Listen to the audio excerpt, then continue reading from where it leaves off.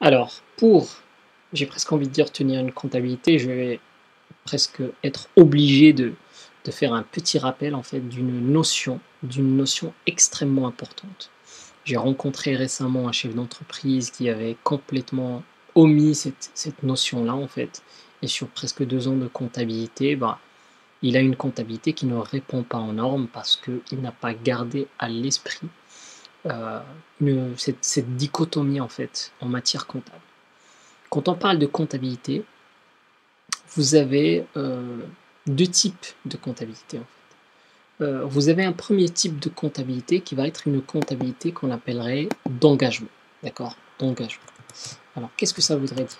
En fait, c'est une comptabilité qui va avoir pour élément déclencheur, d'accord? Quand je dis élément déclencheur, ça veut dire tout simplement en fait l'élément qui va faire que je vais passer une écriture. Donc en fait, l'élément déclencheur de cette comptabilité d'engagement, ça va être la parole donnée. C'est-à-dire qu'une entreprise, elle dit à une autre entreprise, je vais t'acheter de la marchandise. Et donc sur ce simple fait, qui est généralement constaté par une facture, hein, qu'on soit bien d'accord, en fait, on va pouvoir passer une écriture avant même que cette opération ne fasse l'objet d'un décaissement, d'accord, d'un paiement. Ça, c'est la première catégorie, j'ai envie de dire, c'est la première nature de la comptabilité, c'est de constater les engagements que vont avoir les entreprises vis-à-vis des tiers. Ça, c'est le premier point. Donc, c'est une comptabilité qui est vraiment, j'ai envie de dire, complètement différente de la deuxième catégorie de comptabilité, qui est celle de la trésorerie. Donc nous avons une compta qui va être une comptabilité d'encaissement, décaissement, et donc qui va avoir pour élément déclencheur euh, non pas la parole donnée, j'ai envie de dire en fait, non pas la facture, mais l'encaissement ou le décaissement. En fait. Donc cette deuxième catégorie de comptabilité, on va la retrouver très souvent chez les entreprises qui font de la prestation de services. Quand vous avez une entreprise qui fait de la prestation de services, elle va être sur une comptabilité de trésorerie. C'est-à-dire que lorsque le service est rendu, euh, le fait de réaliser le service ne va pas donner naissance à une écriture comptable, mais contrairement en fait bien évidemment à la comptabilité d'engagement, ce qui va donner naissance à une écriture dans la comptabilité de trésor, ça va être l'encaissement du fruit de ce service. D'accord? Donc, c'est vraiment 2 mondes complètement différents, 2 façons de faire complètement différentes qui coexistent, qui cohabitent aujourd'hui depuis déjà un certain nombre d'années. Et en fait, il faudra, dès le départ, lorsque vous avez à traiter une société, j'ai presque envie de dire comptablement parlant, se poser la question, suis-je sur une comptabilité d'engagement ou sur une comptabilité de trésorerie, parce que ça change du tout, tout, tout. Ça, c'est le premier point. J'ai envie de dire le premier rappel. Le deuxième rappel, en fait, ça va être tout simplement, on va regarder ensemble quelques écritures comptables pour juste vous rafraîchir la mémoire en fait sur une notion déjà vue, j'espère que vous l'avez déjà, j'ai presque envie de dire, bien maîtrisée, qui est celle de passer une écriture comptable. Donc, on va prendre un premier exemple tout simple. Vous avez par exemple un salarié qui se présente, d'accord, au courant du mois, il vous dit en fait j'ai besoin de 100 euros d'avance sur mon salaire pour X raison. Et donc voilà, j'aimerais avoir 100 euros d'avance. Donc le directeur des ressources humaines ou le directeur général décide d'octroyer cette avance sur salaire. Et en fait, vous, en tant que comptable, ou vous, en tant que chef d'entreprise, il faudra constater cette opération-là, d'accord, cette avance sur salaire. Donc comment faire pour constater une avance sur salaire? En fait, c'est une écriture extrêmement simple. Ça va être premièrement j'ai presque envie de dire, de définir une classe de compte, d'accord? Parce que c'est comme ça qu'on passe une écriture comptable. On définit la classe de compte concernée par l'écriture comptable. Donc, on se pose la question, à qui a-t-on affaire? En fait, on a affaire à un salarié. Donc, un salarié, c'est un tiers. Donc, c'est la classe 4. Ça, c'est le premier point. Deuxième point, on regarde un petit peu dans le détail que propose le plan comptable. En fait, le plan comptable, il nous propose un compte déjà, parce qu'on envie de dire pré-paramétré, qui est le 425. Donc le 425, c'est quoi? C'est personnel avancé à compte. On peut bien évidemment, si on souhaite créer un 425-001 par exemple, pour le nommer personnel avancé à compte Michel, d'accord? Donc il va être un compte spécifique à Michel en fait. Si jamais Michel par exemple prend souvent des avances sur salaire, donc ça permet vraiment, on va dire, de faire un suivi des avances sur salaire de Michel. Rien n'empêche, si on veut garder, j'ai presque envie de dire, le compte générique parce que ces opérations-là ne sont pas fréquentes au sein de la société, on peut le faire. Donc comment on fait? En fait, premièrement, on débite le compte 425, d'accord? On débite le compte 425, donc on l'augmente en fait. Et j'ouvre une parenthèse pour rappeler une notion essentielle. En fonction du compte comptable, vous avez un sens pour l'augmenter, un sens pour le diminuer.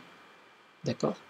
Par exemple, ici, un 425, le sens, comment fonctionne un 425? En fait, pour constater une augmentation de ce compte, c'est-à-dire une augmentation des avances accordées aux salariés, en fait, il faut débiter ce compte. D'accord? Donc, c'est un sens de la marche qui est déjà prédéfini en fait comptablement. C'est pas à vous de définir quand est-ce que vous allez débiter ou créditer un compte. Ce sont des notions qui sont déjà, j'ai presque envie de dire, pré-paramétrées. D'accord? C'est une convention. On s'est mis d'accord que pour augmenter un 425, en fait, il faut le débiter. Et à contrario, d'accord, pour diminuer un 512, qui est le compte le compte bancaire de la société, puisque lorsque vous faites un virement à Michel, en fait, vous allez diminuer le compte de la société. Et donc, pour constater cette diminution de 100 euros, on va créditer le compte 512. Prenons un deuxième exemple d'une opération extrêmement récurrente, j'ai envie de dire, dans les entreprises, c'est une opération d'achat de marchandises. Admettons qu'on soit dans une comptabilité d'engagement, d'accord? On reçoit une facture d'achat, et donc, dans cette facture d'achat, on a quelques éléments. Premièrement, on va avoir bien évidemment le fournisseur, d'accord, dénomination, etc. On va avoir une date, on va avoir le montant hors taxe de la marchandise achetée. On a des fois des frais de port, d'accord, des frais de port de cette marchandise jusqu'à nos locaux par exemple.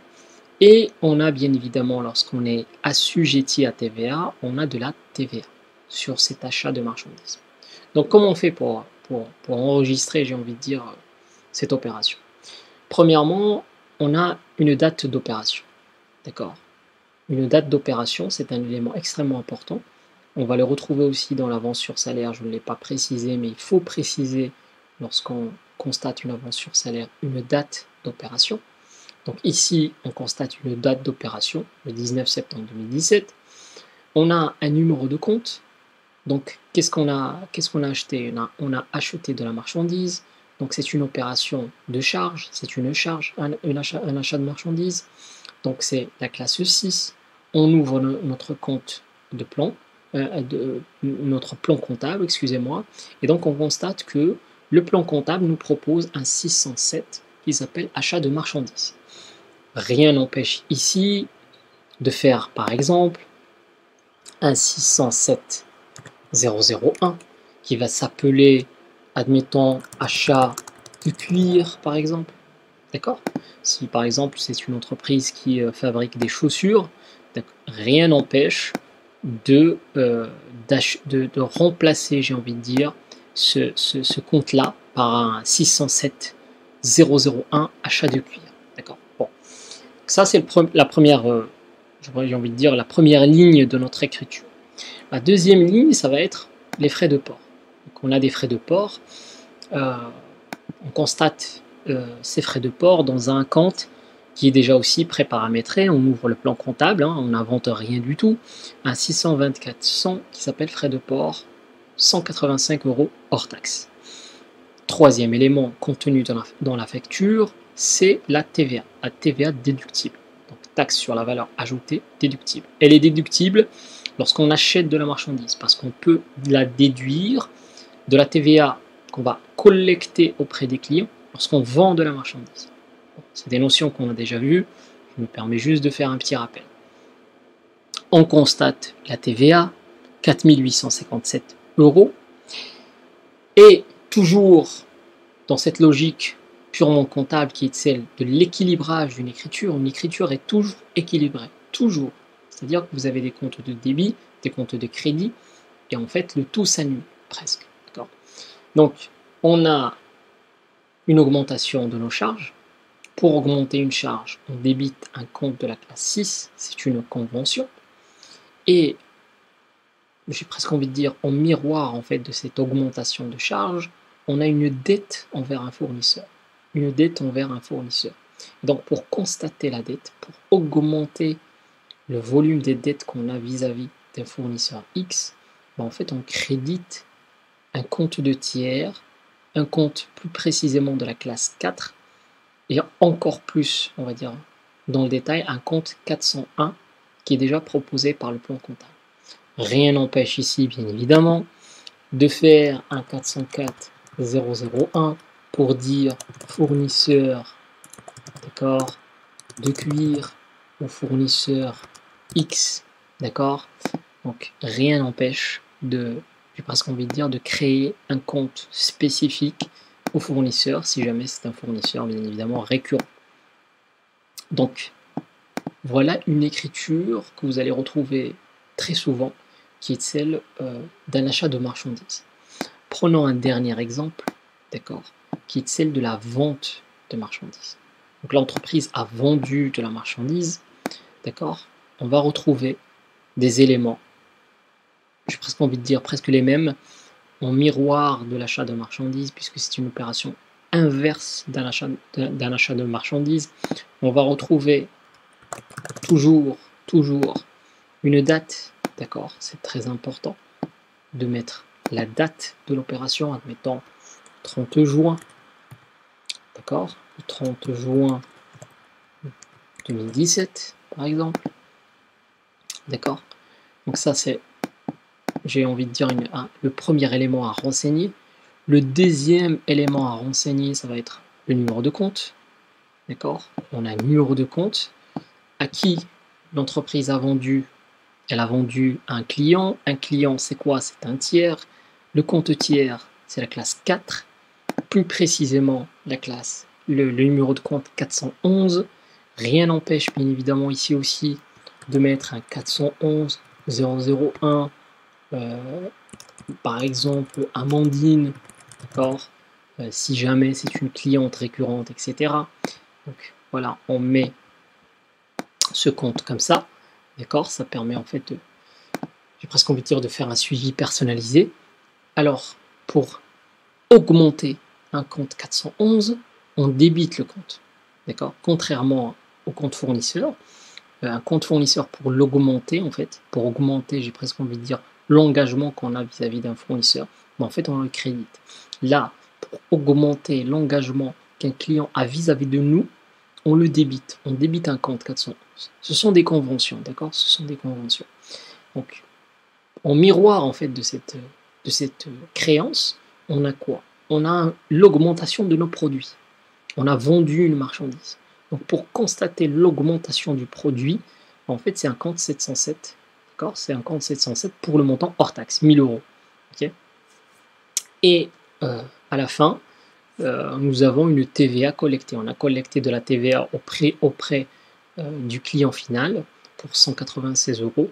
Donc, on constate, j'ai envie de dire, cette augmentation-là dans un compte 44 57 10 qui s'appelle TVA collectée.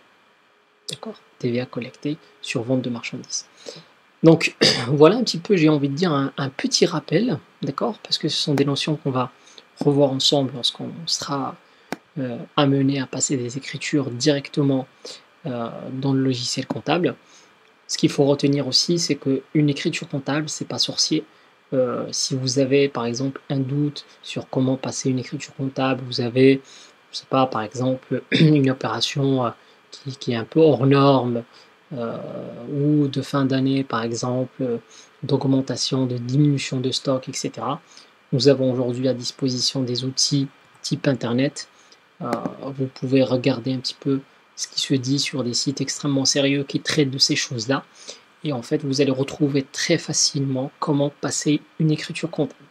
Le plus important, c'est de comprendre la logique de pourquoi je passe, quand est-ce que d'abord je passe une écriture, donc comptabilité d'engagement, comptabilité de trésorerie, premier point, d'accord? Et deuxième point, l'impact que va avoir en fait l'écriture que je vais passer. Typiquement, l'avance sur salaire, en fait, l'impact c'est quoi? C'est tout simplement de garder en comptabilité en fait cette avance sur salaire pour que en fin de mois, lorsque je veux payer Michel, je déduis en fait l'avance et je n'oublie pas de déduire l'avance que je lui ai faite de son. Voilà, j'ai presque envie de dire pour ce petit rappel.